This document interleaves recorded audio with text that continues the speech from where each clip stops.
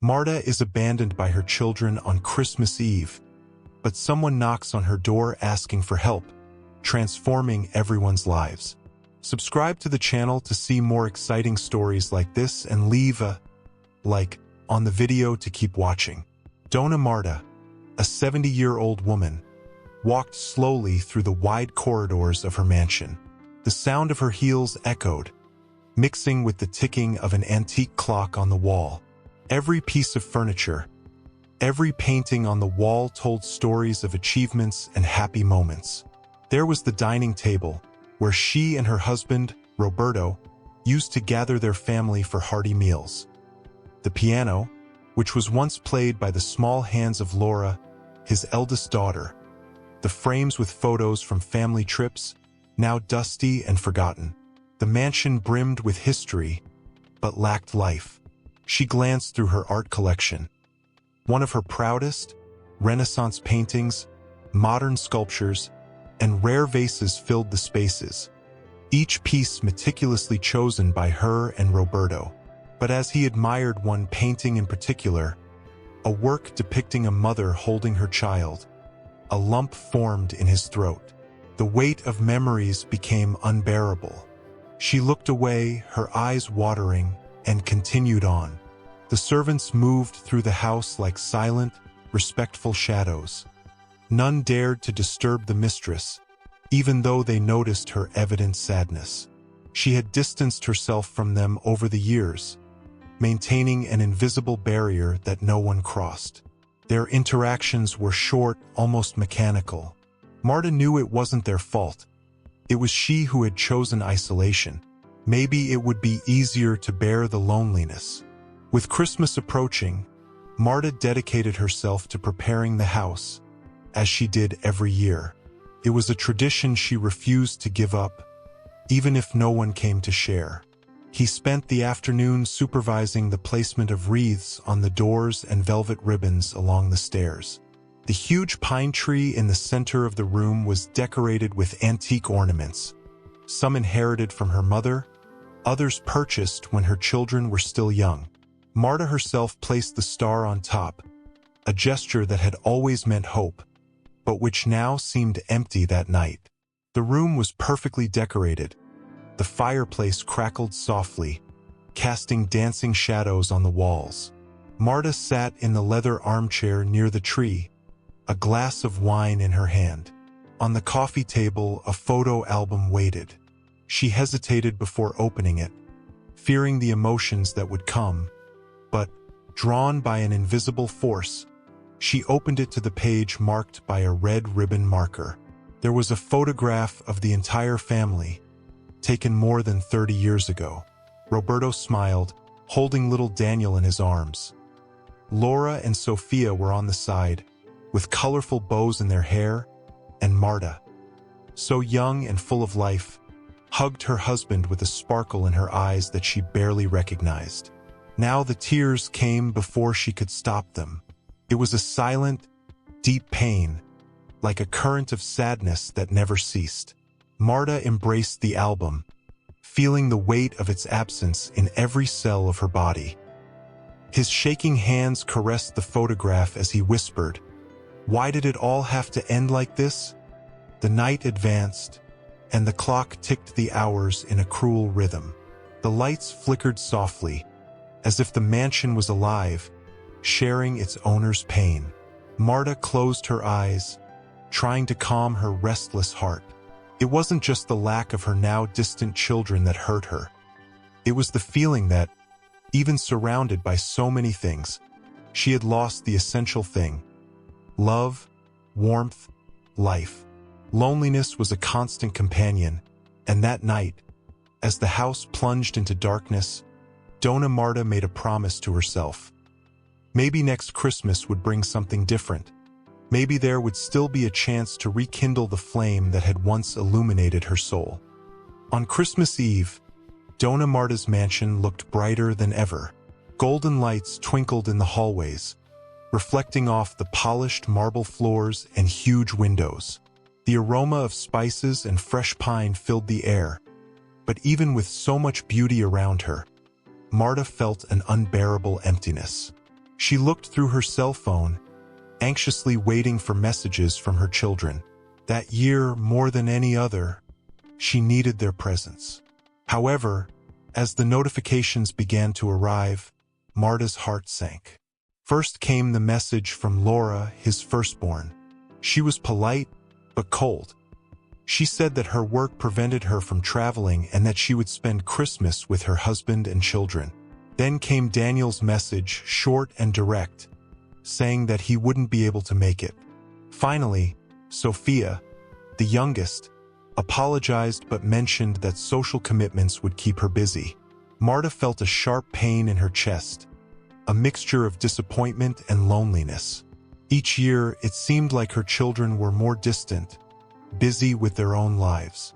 The mansion, which was once full of laughter and happy voices, was now a place where silence reigned supreme. Still, Marta continued to adjust the lights on the Christmas tree, refusing to let the sadness overwhelm her completely.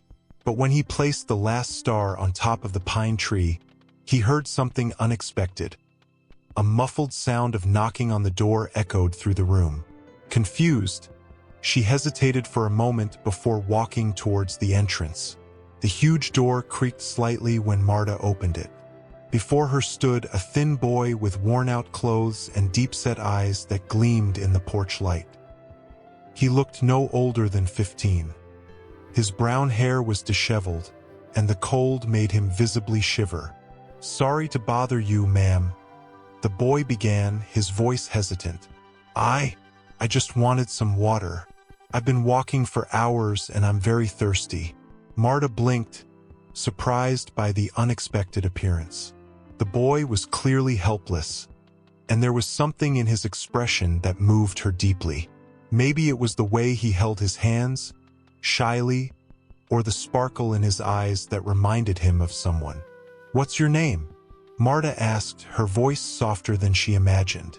"Lucas, ma'am." He looked up to look at her, just Lucas. Marta noticed a birthmark on the boy's neck, something so specific and familiar that it made her freeze for a moment.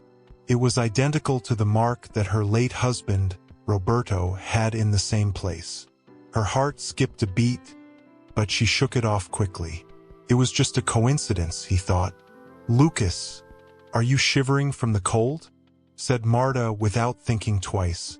The boy hesitated, but the mansion seemed too welcoming to refuse. He entered slowly, looking around in awe. The house, with all its Christmas sparkle, seemed like something out of a dream. "Are you alone?" Marta asked as she led him to the living room. Lucas nodded, his eyes fixed on the lit fireplace. He seemed mesmerized by the heat. "My mother, she left me a long time ago. Since then, I've been living there." The boy's words hit Marta like a knife. It was a kind of pain she understood well. Abandonment, the feeling of being left behind. Marta handed him a clean tissue for his hands and face while he did this. She watched every detail of him, every movement.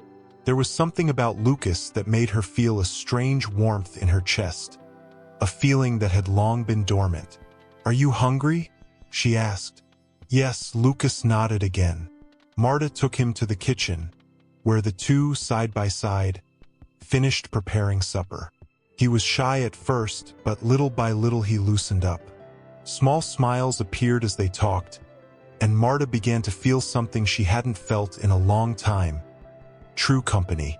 That night, as the tree lights glowed softly in the room and Lucas experienced his first warm moment in a long time, Marta realized that this Christmas might be different. A glimmer of hope began to warm his heart. The next morning, the mansion woke up to silence, broken only by the timid sound of Lucas' footsteps in the hallway. Marta was already in the kitchen, busy preparing a simple breakfast, something she rarely did for herself. The boy's presence seemed to have lit a flame in her that had long been extinguished. Lucas appeared at the door, hesitant. He was wearing a clean shirt that Marta had lent him the night before. It was a little big, but he looked comfortable. His eyes scanned the room with a mixture of curiosity and caution. Did you sleep well? Marta asked, trying to hide the nervousness in her voice. Yes, ma'am. Thank you very much, replied Lucas. Did you sleep well? Marta repeated. Lucas, still a little embarrassed, replied. It was the best night I've had in a long time. Marta poured him a cup of coffee and, for a few minutes, comfortable silence filled the room. However, they both knew there was much to be said. The conversation from the night before, the photo of Maria on the wall, all of it hung between them like a shadow. Finally, Marta broke the silence. Lucas, about yesterday, when you recognized your mother in the photo, I've been thinking about that a lot. Lucas looked up from his cup. Me too. It's strange. I never imagined I could end up in a place she knew so well. Marta took a deep breath, trying to remain calm. Maria, your mother, she was very reserved, worked hard, always worried about doing everything perfectly. But I remember, just before she left, something changed. She was quieter, as if carrying a burden. I never understood why she left so suddenly, without warning. Lucas nodded, his eyes teary. She never said much about it, she just said we needed to go, that she had no choice. Marta placed her hand gently over his. Lucas, I need to ask, have you ever heard anything about your father? Any clues? Anything she mentioned? Lucas hesitated, but ended up shaking his head. No, very little. I just know that he was someone important, someone who couldn't be with me. My mother never said his name, but sometimes I heard her crying. I always wondered what she hid from me. Marta felt a tightness in her chest. The pieces of the puzzle were starting to fit together, and she knew the truth would be difficult to accept. Lucas could be... No, he was Roberto's son. That thought shook her deeply. Lucas, she began, trying to find the right words. You never knew anything about your father, not even his name. My father, Lucas shook his head. My mother never told me. He just told me that he was important and that he couldn't contact me. Marta looked at Lucas now with a huge weight on her chest. He was so young, so vulnerable, but also so like Roberto in certain ways. She didn't know how to deal with that possibility, but one thing was certain. Lucas needed love and care, something she could offer that night. As they finished preparing Christmas dinner, Marta watched Lucas with increasing affection. He laughed for the first time, still shy and sincere. She knew that regardless of any future revelations, fate had placed that boy in her life for a reason. When they sat down at the table for supper, Marta said a silent prayer, asking for strength to deal with the truths that could arise. Lucas was more than an unexpected visitor. He was an opportunity for redemption, a ray of hope amid the darkness that surrounded her heart. At that moment, for the first time in years, Marta felt that she was no longer alone. The next morning, the sun came through the mansion's windows, illuminating Lucas' still sleepy face. He woke up slowly, not believing he was in such a comfortable place, so different from what he knew. He felt strangely at peace, a feeling he hadn't felt in years. The aroma of fresh coffee and warm bread guided him to the kitchen, where Marta was already sitting, waiting for him. Did you sleep well? She asked with a contained smile on her lips. Very much, Lucas replied, still a little embarrassed. It was the best night I've had in a long time. Marta poured him a cup of coffee, and for a few minutes, comfortable silence filled the room. However, they both knew that there was a lot to be said. The conversation from the previous night, the photo of Maria on the wall, all of it hung between them like a shadow. Finally, Marta broke the silence. Lucas, about yesterday, when you recognized your mother in the photo, I've been thinking about that a lot. Lucas looked up from his cup. Me too. It's strange. I never imagined I could end up in a place she knew so well. Marta took a deep breath, trying to remain calm. Maria, your mother, she was very reserved, worked hard, always worried about doing everything perfectly. But I remember, just before she left, something changed. She was quieter, as if carrying a burden. I never understood why she left so suddenly, without warning. Lucas nodded, his eyes teary. She never said much about it, she just said we needed to go, that she had no choice. Marta placed her hand gently over his. Lucas, I need to ask, have you ever heard anything about your father? Any clues? Anything she mentioned? Lucas hesitated, but ended up shaking his head. No, very little. I just know that he was someone important, someone who couldn't be with me. My mother never said his name, but sometimes I heard her crying. I always wondered what she hid from me. Marta felt a tightness in her chest. The pieces of the puzzle were starting to fit together, and she knew the truth would be difficult to accept. Lucas could be... No, he was Roberto's son. That thought shook her deeply. Lucas, she began, trying to find the right words. You never knew anything about your father, not even his name. My father, Lucas shook his head. My mother never told me. He just told me that he was important and that he couldn't contact me. Marta looked at Lucas now with a huge weight on her chest. He was so young, so vulnerable, but also so like Roberto in certain ways. She didn't know how to deal with that possibility, but one thing was certain. Lucas needed love and care, something she could offer that night. As they finished preparing Christmas dinner, Marta watched Lucas with increasing affection. He laughed for the first time, still shy and sincere. She knew that regardless of any future revelations, fate had placed that boy in her life for a reason. When they sat down at the table for supper, Marta said a silent prayer, asking for strength to deal with the truths that could arise. Lucas was more than an unexpected visitor. He was an opportunity for redemption, a ray of hope amid the darkness that surrounded her heart. At that moment, for the first time in years, Marta felt that she was no longer alone. The following days at the mansion were marked by a mix of lightness and tension. Lucas began to feel more comfortable in that environment, helping Marta with small tasks, walking around the garden, and even accompanying her on her morning walks. He filled the house with new energy, something Marta didn't know she needed until then.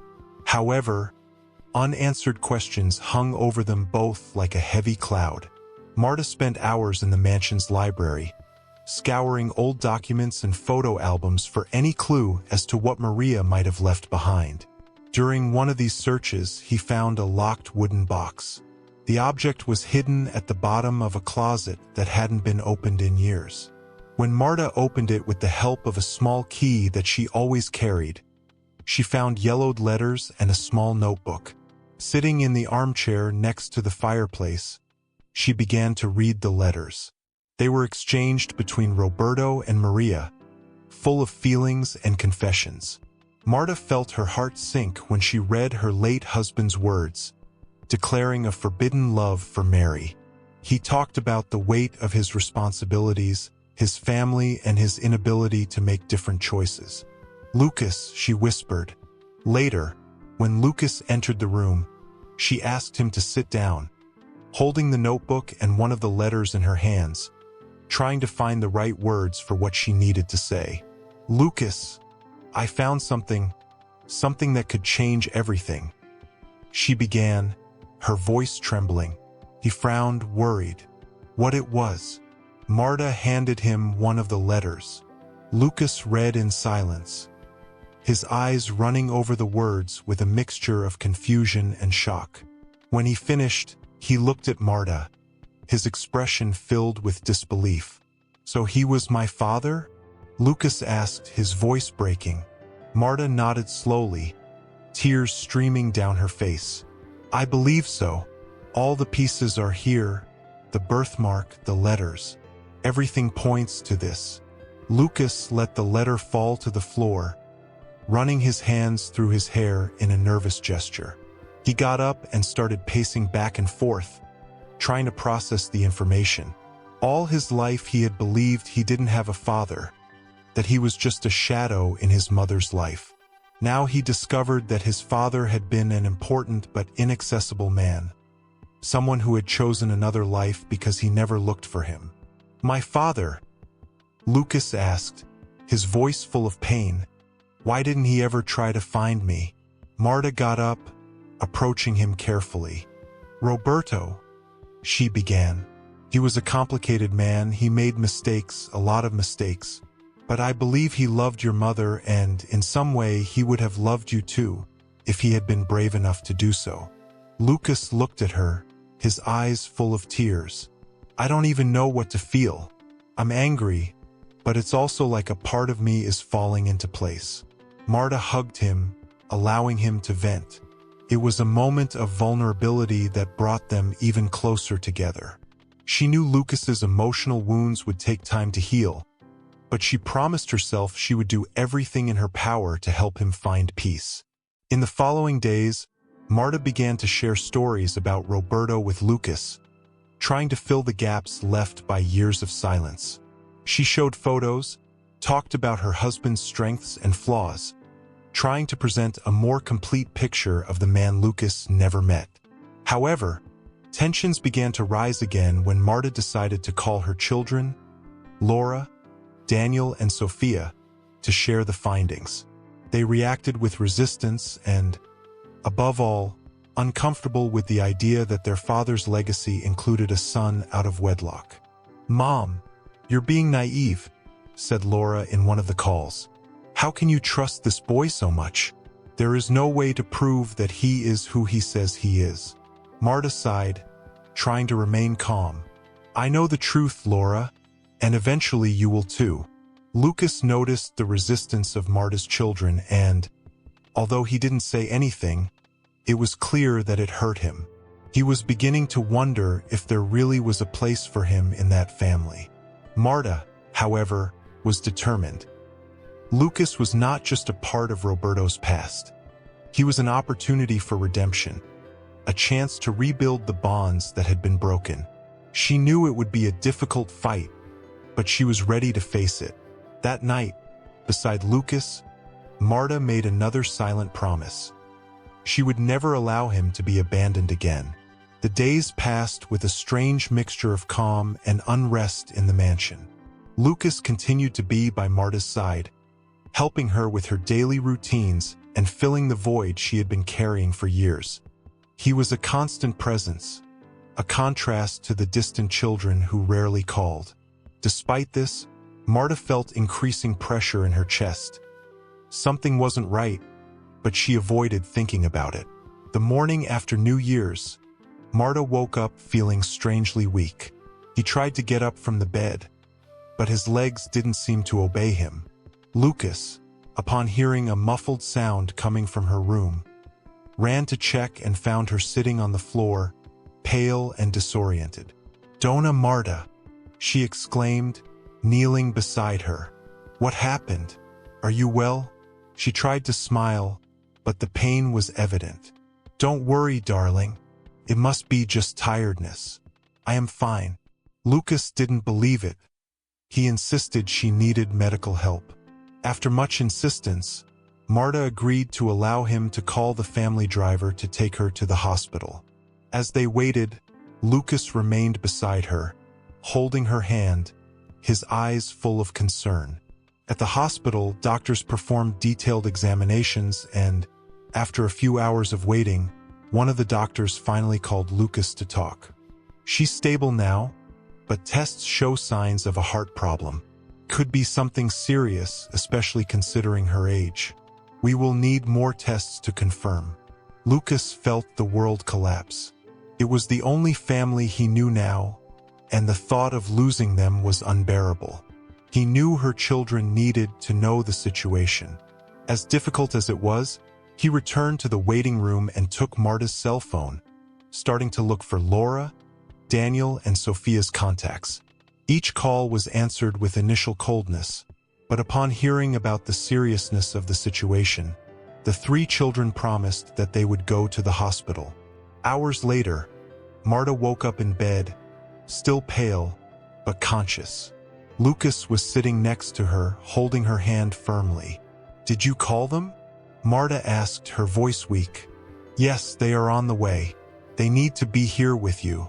Marta smiled, a small smile, but full of gratitude. "So good. I should have done this sooner, but thank you for being the bridge between us."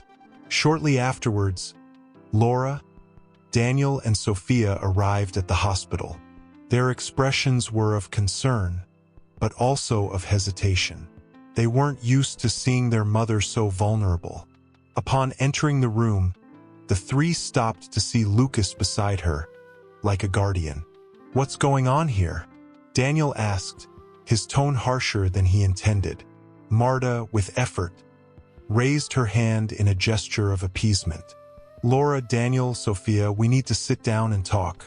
The three approached, still suspicious, and sat around the bed. Lucas moved away a little but didn't leave the room. Marta began to explain his presence, Maria's story, and the discovery about Roberto, her voice calm but full of emotion. "Lucas is part of this family. He is a connection to his father. But more than that, he's a good boy.